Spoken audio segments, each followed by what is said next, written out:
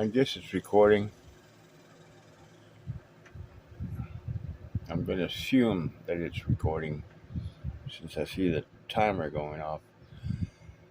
I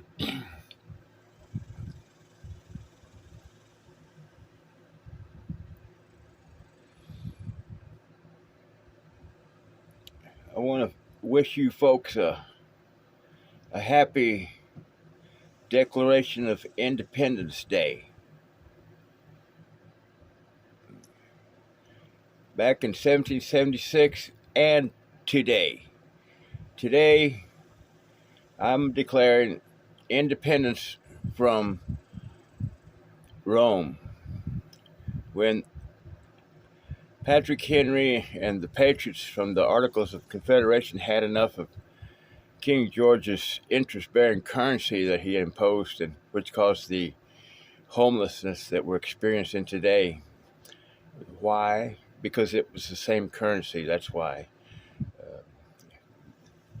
Those of you that don't believe God created you, close your ears for a second. The currency is satanic. It's interest-bearing currency. In theological terms, it's referred to as usury, debt slavery producing. Don't help your brother. Take your brother for a ride.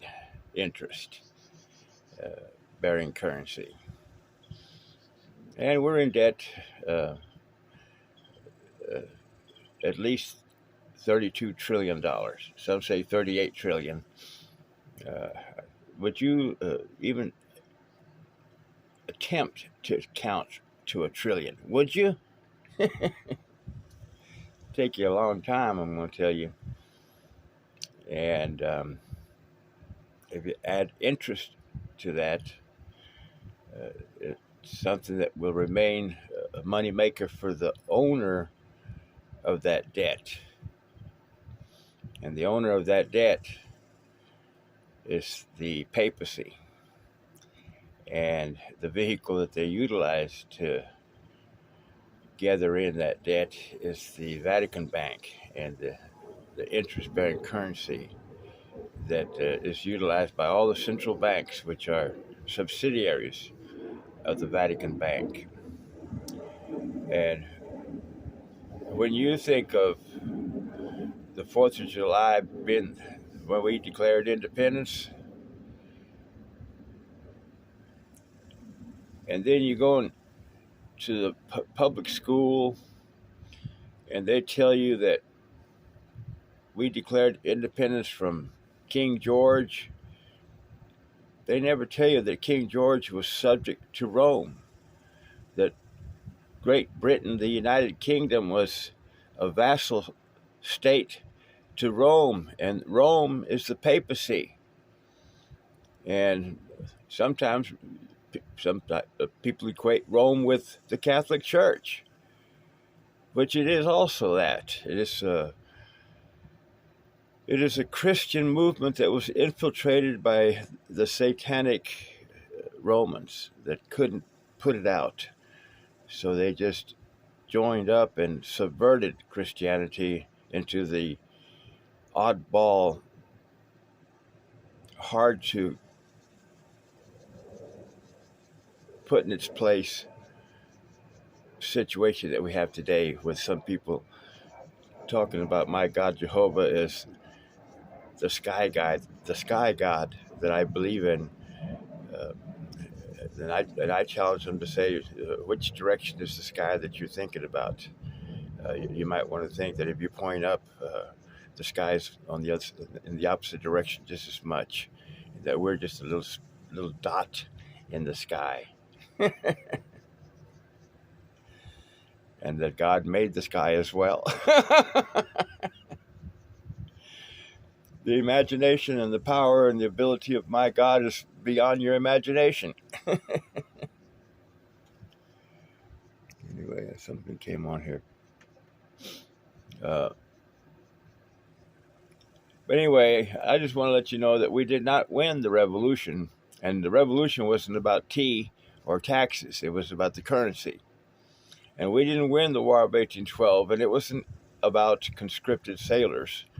It was about esquires legislating in the Congress, violating the Constitution, which said no titles of nobility shall be granted. That same Constitution that said ex post facto laws will be prohibited to the federal and state governments.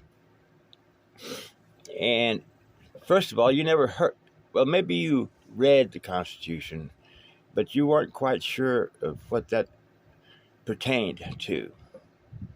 Well, I'm going to tell you, it pertains to the Virginia Company and the contracts issued within the charter to colonize North America. That's what it pertains to.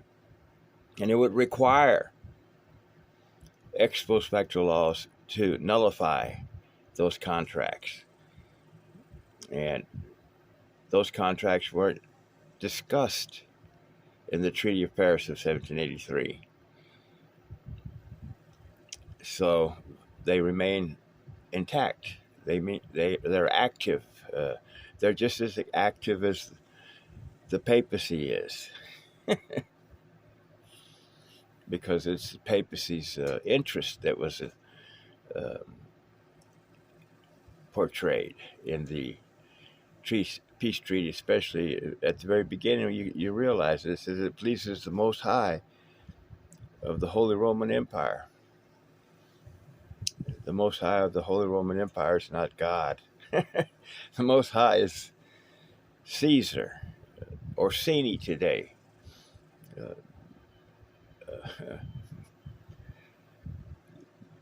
Medici would be probably one of the families that you're most familiar with, if you are familiar with the papacy at all.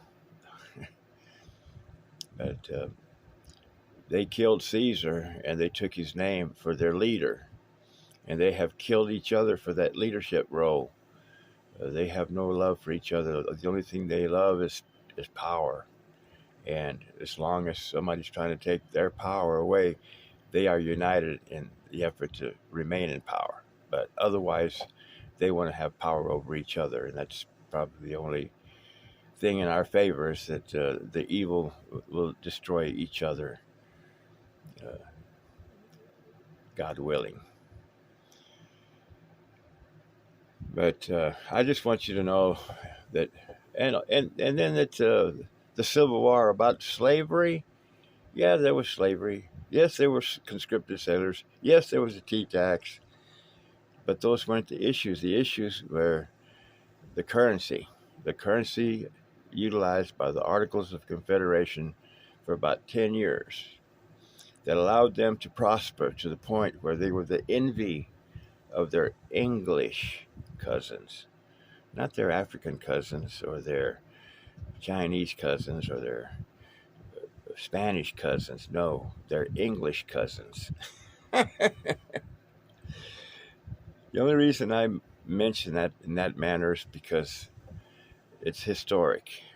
The Spanish were down in Mexico and South America. The Chinese were minding their own business.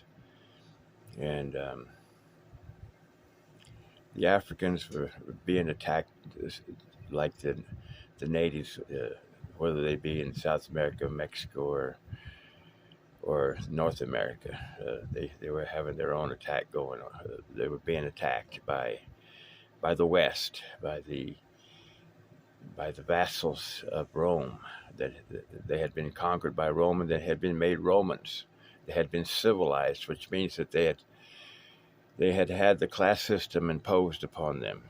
I don't care if you're the same leader that they had before, but you can't call yourself king or anything. You got to call yourself.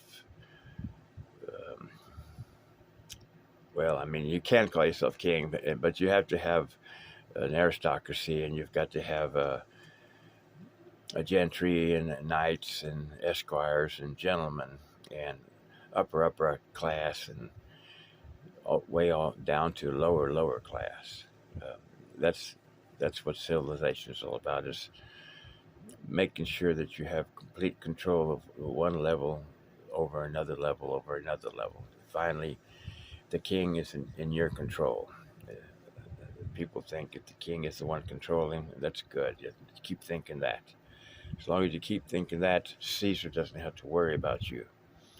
When I quit thinking that, I'm sure Caesar kind of bolted up in his bed from his deep sleep. I hope you die soon, Caesar. I'm sure God's quite sick and tired of you by now. Anyway, that's my opinion about this July the 4th. Uh, just so you know it, the reason I'm common law jurisdiction sheriff Rattlesnake Ramsey is because I'm trying to teach you what happened in 1938 when the bank took, and the bank is the Vatican Bank, otherwise known as the Third Bank of the United States, and also known as the Federalist Reserve Bank. And it took legal possession. I mean, the corporation was all totally uncontrolled ever since George Washington went back to his king. It's been totally in control, but it wasn't legally documented that way. But in 1938, the bank took legal possession because FDR defaulted on the loan for the New Deal, as planned, I might add. Rockefeller, his cousin Theodore Rockefeller, helped Wilson get the bank. He helped Wilson defeat Taft, who was against the bank, and Wilson brought in the bank as directed to do so by Colonel House. It helps if you know a little bit of history. Uh, it helps to piss you off, in other words. Like I'm pissed off. I try to be cool about it, and not lose it with these son of a bitches. But I'm sick of these Federalists, these suck-ass Federalists doing the will of Rome. And now you know why you may be pissed at them, but now you know more reasons why you should be pissed at them. So happy Independence Day, and keep independence in mind, and be serious about it. Do not take the goddamn jab. Do not take the lockdown. Do not put the fucking mask on. Do not send money to kill Russians. Do not support these bastards in any way whatsoever. And tell other people the truth. You may be the only one in the room that knows the truth, but don't be cowardly and hold your tongue.